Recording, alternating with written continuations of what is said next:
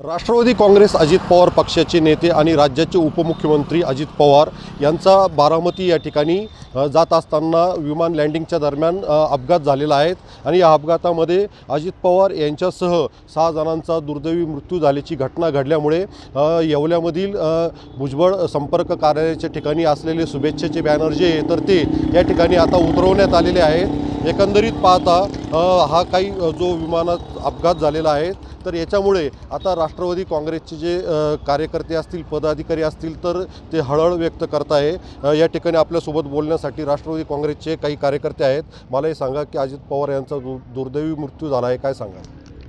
अतिशय दुःखद घटना घडली। आम्हाला अजूनपर्यंत असं वाटत नाही का असं काही घडलेलं आहे। आज आमचा पक्ष अजितदादा नसल्या एकदम पोरका झाला आहे। तर आम्हाला परमेश्वर आमच्या दादांना शांती लाभो, चिर शांती लाभो हे आमच्या येवला तालुका येवला शहरातर्फे राष्ट्रवादी काँग्रेसतर्फे भावपूर्ण श्रद्धांजली अर्पण करतो। एकंदरीत आपण अजितदादांजवळ भेटण्यासाठी कधी गेला असाल तर त्यांचा स्वभाव कसा होता, काय सांगाल? म्हणजे आत्तापर्यंत अजितदादांना मुंबईला जाण्याचा योग आला नाही भेटण्यासाठी, पण अजितदादा काही दिवसापूर्वी येवल्यामध्ये आले होते।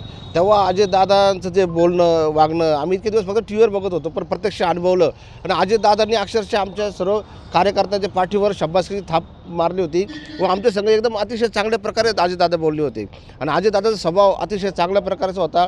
अजितदादा एक शिस्तप्रिय व नियोजनबद्ध असे मंत्री होते आणि आज अजितदादा आमच्यामध्ये नाही आहे, त्यामुळं आज आम्हाला फार दुःख होत आहे। मला हे सांगा की तुम्ही दादांना कधी भेटलात, काय कसा स्वभाव होता, काय वाटतं त्यांच्या बाबत? मागं भुजबळ साहेबांनी एकदा दादाला शिवसृष्टीच्या कार्यक्रमाला आणलं होते। आम्ही इथं गॅलरीत बसलो होतो, दादाने आमच्या पाठीवर थाप मारून सांगितलं, अरे काय चाललं काय नाही।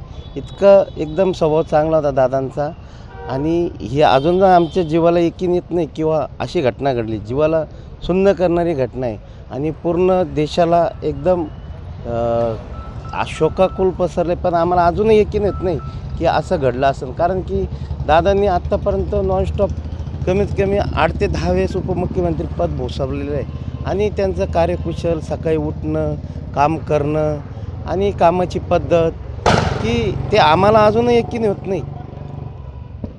एकंदरीत पाहता अजित पवारांचा जो काही अपघाती निधन झालेलं आहे अजूनही कार्यकर्त्यांना विश्वास बसत नाही की दादा आपल्यातून निघून गेलेले आहेत। उमेश पारिक, TV9 मराठी, येवला, नाशिक।